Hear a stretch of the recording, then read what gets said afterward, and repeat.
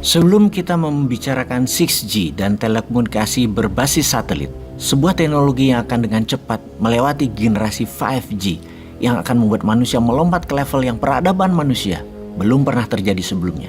Kita tengok sebentar ke tanah air.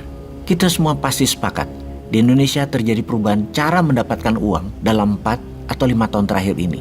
Yaitu jika Anda ingin menjadi triliuner atau multimilioner adalah bukan dengan dagang, tetapi dekat dengan pusat pemerintahan atau pejabat pusat. Masa 5 tahun terakhir ini adalah era di mana uang hanya berpusat di pusat pemerintahan dan beredar di kalangan elit dalam jumlah yang sangat besar. Oh maaf nih ya, kalau kalimat di awal ini membuat para pengagum pejabat sekarang, misalnya pengagum opung, pengagum pejabat yang membiarkan opung bermanuver walaupun melanggar banyak aturan, juga misalnya apa yang dilakukan adalah merugikan nation, namun karena menguntungkan pejabat di sekitarnya juga mempertebalkan kantong keluarganya, ya didiamkan aja dan Anda menjadi sebel sama bosman karena kalimat bosman super nyindir. Maaf loh ya, habis banyak yang mangkel namun gak bisa ngomong nitip lewat bosman, ya saya sampaikan. Kita lanjut ya, bener deh, saat ini adalah periode yang selalu gaduh, apa aja gaduh. Habis maunya banyak sih, minta jabatan diperpanjang lah, yang dibungkus pura-pura rakyat yang mau, padahal pejabat yang mau. Anggaran Covid tidak teraudit jelas, 1.000 triliun kemana aja. Tambang nikel habis, uangnya bukan buat rakyat tapi dibilang kita lah yang untung. Hutang menumpuk dibilang aman lah, dan banyak lagi. Bernegara selama ini menjadi tidak menarik karena bukan adu otak bersaing karya positif terjadinya. Namun berkarya hanya satu yang boleh, yang sejalan dengan pemerintah pusat. Sementara dalam berkarya, negaranya digiring dengan hutang yang alhamdulillah hanya naik 5.000 triliun. Naiknya jumlah hutang tersebut, kalau di swasta, kalau Anda pinjam 1 triliun dalam 5 tahun harus sudah balik modal. Ini pinjam 5.000 triliun yang harusnya 5 tahun lagi hutang itu lunas dan kita punya aset produktif yang menghasilkan 1.000 triliun income per tahunnya.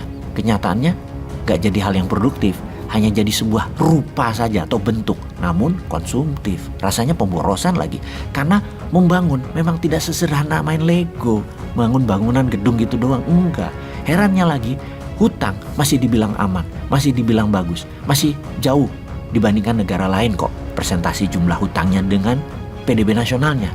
Yang kalau pejabat ngomong demikian pengen deh naikin jari tengah rasanya. Bos, yang lain memang utangnya besar tapi terbanyak pakai mata uangnya sendiri. Jepang utang terbesar adalah menggunakan yen, berutang pada lembaga sendiri. Tiongkok sama juga pakai yuan. Amerika apalagi ngutangnya pakai dolarnya sendiri. Kalaupun negara-negara itu pinjam pakai dolar atau mata uang asing yaitu dolar, deposit dolar mereka alias devisanya sudah besar di kas negaranya, alias ya seperti back to back aja. Jangan gitulah menteri rakyat kok bodohi sih. Udahlah. Kalau kita gimana? Sudahlah gitu ya kita ngomongnya. Kita membahas dunia aja sekarang. Tahun 2023 adalah tahun menarik. Tahun teknologi melompat ke level tertinggi di tengah-tengah kekacauan dengan segala yang tidak bisa diprediksi. Tahun 2023 tahun yang sangat berwarna. Tahun yang dibayangi resesi. Tahun yang dibayangi dengan turunnya daya beli dunia. Tahun yang diperkirakan akan mendapat gelombang Covid strain baru lagi. Tahun winter panjang bagi Eropa yang berimbas ke tahun winternya ekonomi dunia. Tahun perang Rusia, baik panjang maupun pendek sehingga selesai, selama tidak pakai nuklir, tak akan pengaruh bagi ekonomi dunia. Namun berubah ekosistem kehidupan Eropa. Bagi dunia nggak terlalu. Tahun 2023 adalah tahun untuk terbang sukses berkelimpahan bagi mereka yang bisa mengadopsi, beradaptasi, dan mengambil peluang. Kita bicara 6G sekarang, bayangkan. Kita bisa mentransfer data 1 tera cuma dalam 1 detik memakai 6G. Bisakah membayangkannya?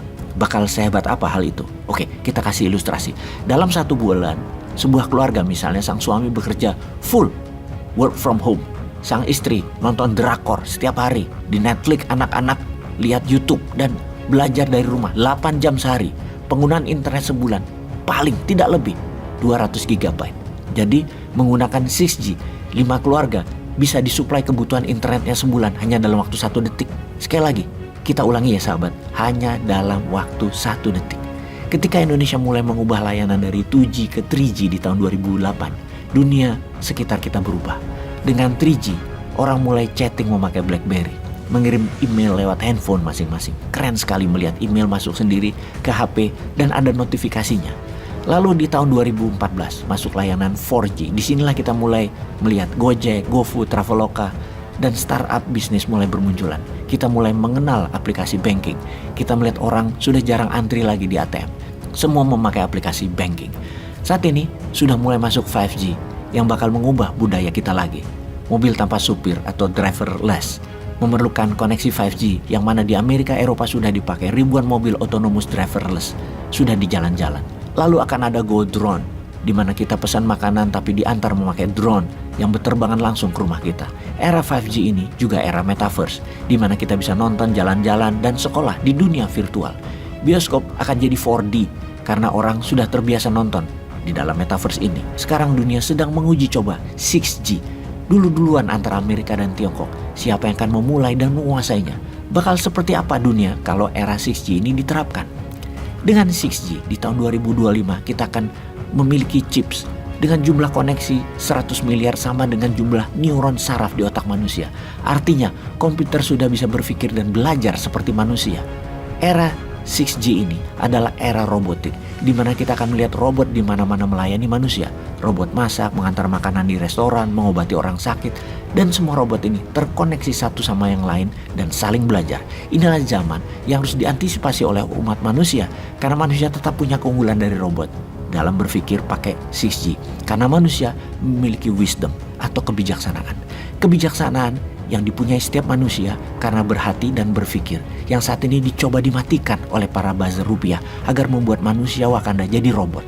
Jadi sesungguhnya yang unggul bukan Tiongkok dan Amerika dalam membuat robot 6G, karena di Wakanda sudah duluan membuat robot pakai buzzer rupiah.